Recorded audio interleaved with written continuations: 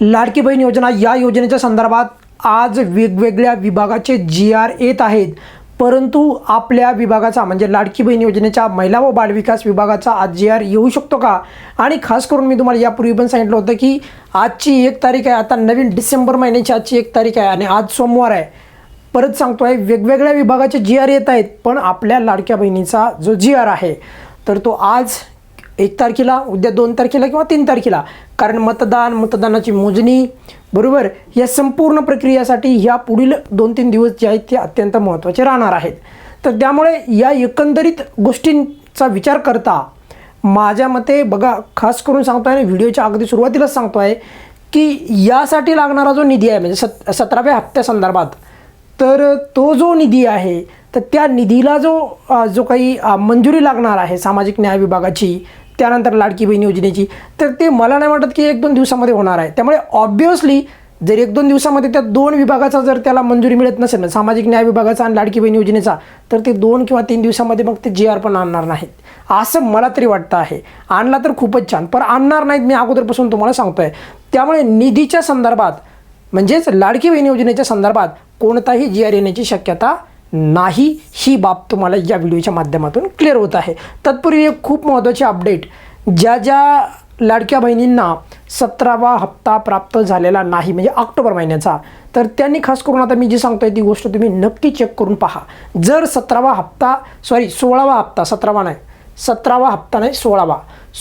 हप्ता तुम्हाला जर का आला नव्हता, अशा काही लाडक्या बहिणी असतील की त्यांना 16वा हप्ता आला नव्हता म्हणजे ऑक्टोबर महिन्यांचा, तर त्यांनी काय करावे, तर त्यांनी बघा त्यांचं आधार सीडिंग आहे, त्यालाच आधार मॅपिंग, आधार सीडिंग, आधार स्टेटस आपण वेगवेगळ्या भाषेमध्ये ओळखतो, परंतु त्यांनी स्वतः मोबाईलच्या द्वारे आधार सीडिंग स्टेटस चेक करा आणि तिथे लाल रंगामध्ये इनॅक्टिव्ह असं जर लिहिलं असेल तर याचा अर्थ तुम्हाला पैसे येणार नाहीत, आणि तिथे हिरव्या रंगामध्ये, सोपं सांगतोय तुम्हाला ओळखायला सोपं जाईल या पद्धतीने, ॲक्टिव्ह असं जर लिहिलं असेल तर मग काळजी करायची गरज नाही. हे असेल तर चालेल, पण जर इनॅक्टिव्ह असेल तर त्या लाडक्या बहिणींनी ज्यांना 16वा हप्ता नाही आला त्यांनी लक्षात ठेवा, तर त्याने ॲक्टिव्ह करा. आता हे कसं करायचं आहे याच्या संदर्भात आपल्या चॅनलवर व्हिडिओ उपलब्ध आहे. कसं पाहायचं ॲक्टिव्ह झालं की नाही, तर त्या संदर्भात पण आपल्या चॅनलवर व्हिडिओ आहेत, तुम्ही जाऊन सविस्तर पहा. पण एक महत्त्वाचा मुद्दा, ज्यांना 16वा हप्ता नाही आला त्यांच्यासाठी सांगतो आहे, पण असं नका करू की फक्त तुम्हाला नोव्हेंबरचा 17वा हप्ता येईल, तुम्ही फक्त वाट पाहत बसू नका. ज्या लाभार्थ्यांना 16वा हप्ता आला नाही त्यांना सांगतो, म्हणजे आधार सीडिंग स्टेटस इनॅक्टिव्ह आहे का, त्यांनी जर इनॅक्टिव्ह असेल तर ॲक्टिव्ह स्टेटस करा. क्लिअर झालं आहे? बघा मुख्य मुद्दा की इतर विभागाचे आज GR येत आहेत का, तर इतर विभागाचे GR आज आले आहेत का, उत्तर आहे होय. पण मग आपला GR आला का, नाही आलेला आहे. आणि त्याहीपेक्षा महत्त्वाचे 2 हप्ते 17वा आणि 18वा हप्ता म्हणजे 1500 एकूण 3000 रुपये मिळू शकतात का, तर त्याची कोणतीही शक्यता नाही, कारण त्या प्रकारची कोणतीही शासनाच्या द्वारे हालचाल होताना दिसत नाही.